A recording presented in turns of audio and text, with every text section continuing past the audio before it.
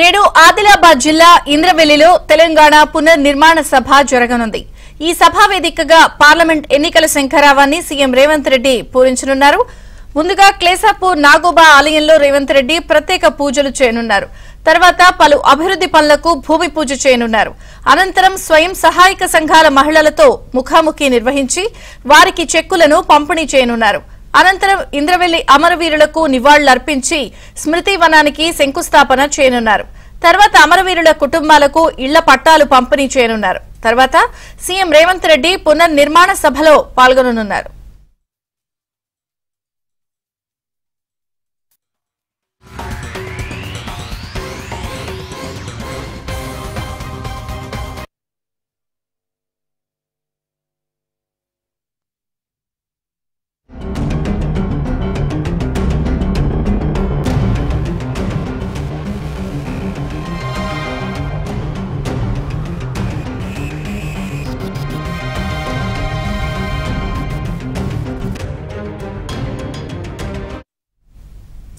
ఆదిలాబాద్ జిల్లా ఇంద్రవెల్లిలో తెలంగాణ పునర్నిర్మాణ సభ ఈ రోజు జరగబోతోంది. ముఖ్యమంత్రి హోదాలో రేవంత్ రెడ్డి వెళ్తున్నారు. మరింత సమాచారం మా ప్రతినిధి మాంతయ్యని అడిగి తెలుసుకుందాం. మాంతయ్య, రేవంత్ రెడ్డి లోక్సభ ఎన్నికల శంఖారావం పూరించబోతున్నారు. తెలంగాణ పునర్నిర్మాణ సభ పేరిట ఈరోజు ఆదిలాబాద్ జిల్లా ఇంద్రవెల్లిలో భారీ బహిరంగ సభ జరగబోతోంది.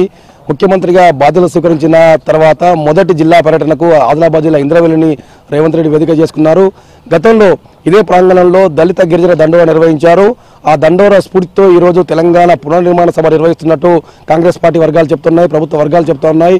ముఖ్యంగా 160 కోట్ల రూపాయల అభివృద్ధి పనులకు సంబంధించి శంకుస్థాపనలో ప్రారంభోత్సవాలు ఈరోజు సీఎం జరపబోతున్నారు. ముఖ్యంగా నాగోబా ఆలయాన్ని తొలుత సీఎం సందర్శిస్తారు. అక్కడ నాగోబా ఆలయంలో పలు అభివృద్ధి పనులను ప్రారంభించిన అనంతరం సెల్ఫ్ హెల్ప్ గ్రూపులకు సంబంధించి 50 కోట్ల చెక్కులు అందజేస్తారు. ఆ తర్వాత తాగునీటి పథకాలకు, సంక్షేమ హాస్టళ్ల భవనాల నిర్మాణానికి సంబంధించి కూడా ముఖ్యమంత్రి భూమి పూజ చేయనున్నారు. ఆ తర్వాత ఇంద్రవెల్లి చేరుకుంటారు. ఇంద్రవెల్లి అమరవీరుల స్తూపానికి నివాళులు అర్పిస్తారు. అమరవీరుల కుటుంబాలకు సంబంధించి ఇళ్ల పట్టాలను పంపిణీ చేయడంతో పాటు వివిధ ప్రభుత్వ పథకాలకు సంబంధించిన లబ్ధిదారులకు కూడా వారికి పథకాలను అందజేయనున్నారు. మొత్తం మీద కూడా రేవంత్ రెడ్డి పర్యటన పై సర్వత్రా ఆసక్తి నెలకొని ఉంది. ముఖ్యంగా లోక్సభ ఎన్నికలకు సంబంధించి ఇక్కడి నుంచే శంఖారావం పూరించబోతున్నట్టు చెప్తున్నారు. అదేవిధంగా ప్రభుత్వం కాంగ్రెస్ అధికారంలోకి హామీ ఇచ్చిన ప్రకారం 6 గ్యారెంటీల్లో భాగంగా మరికొన్ని గ్యారెంటీల అమలుకు సంబంధించి కూడా ఇక్కడ నుంచే కీలక ప్రకటన చేసే అవకాశం ఉంది. ముఖ్యంగా 500 రూపాయల సిలిండరు, అదేవిధంగా 200 యూనిట్ల ఉచిత విద్యుత్పై సీఎం రేవంత్ రెడ్డి కీలక ప్రకటన చేస్తారని చెప్పి కూడా పార్టీ వర్గాలు చెప్తున్న పరిస్థితి కనిపిస్తుంది.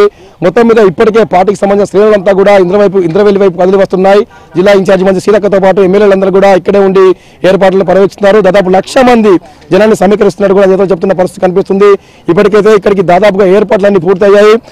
ముఖ్యంగా గతంలో దళిత గిరిజన దండోరా సక్సెస్ కావడం, దళిత గిరిజన దండోరా ద్వారా రాష్ట్రంలో కాంగ్రెస్ కూపు రావడంతో అదే సెంటిమెంట్ గా భావించిన రేవంత్ రెడ్డి ఈరోజు మరోసారి ఇదే వేదికగా తొలి పర్యటనకు ఆదిలాబాద్ జిల్లా ఎంచుకున్నట్టు కూడా జిల్లా ప్రజాప్రతినిధులు చెప్తున్న పరిస్థితి కనిపిస్తుంది.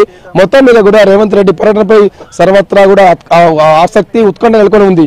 అదేవిధంగా ఇదే వేదిక నుంచి ఉపాధి హామీకి సంబంధించి దాదాపు 4,000 మంది ఉపాధి హామీ ఉద్యోగుల రెగ్యులరైజ్ సంబంధించి కూడా కీలక ప్రకటన చేసే అవకాశం ఉంది. మరోవైపు ఆదిలాబాద్ జిల్లా, ఉమ్మడి ఆదిలాబాద్ జిల్లా అభివృద్ధికి సంబంధించి కూడా ఆదిలాబాద్ జిల్లా దత్తత తీసుకునే గతంలో అనేక సందర్భాల్లో రేవంత్ రెడ్డి ప్రకటించారు. ఈ మేరకు ఆదిలాబాద్ జిల్లా అభివృద్ధికి సంబంధించి కూడా రేవంత్ రెడ్డి ఖచ్చితంగా మరిన్ని హామీలు ఇచ్చే అవకాశం స్పష్టంగా కనిపిస్తా ఉంది. మొత్తం మీద కూడా కాంగ్రెస్ పార్టీ శ్రేణుల్లో ఒక జోష్ కనిపిస్తోంది.